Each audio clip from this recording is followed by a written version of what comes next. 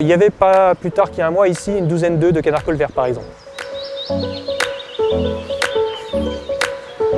C'est un projet en fait qui est issu du budget participatif de 2017 qui a reçu à l'époque grand nombre de votes de la part des habitants du 10e.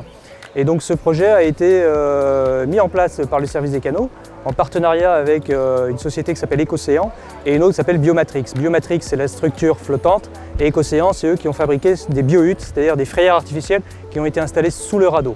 Alors le radeau, il agit comme un îlot, comme un refuge de survie où ces espèces elles vont non seulement pouvoir se reproduire, elles vont pouvoir aussi s'y réfugier par exemple en hiver et elles vont aussi pouvoir y trouver de la nourriture.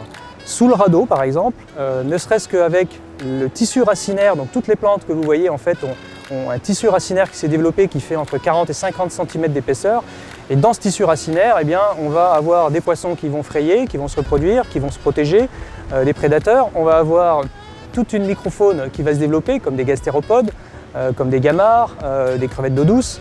Et tout ça, en fait, ça crée un nouvel écosystème, une chaîne trophique, une chaîne alimentaire qui va permettre de développer toute cette faune aquatique des canaux et donc participer à l'amélioration de la biodiversité.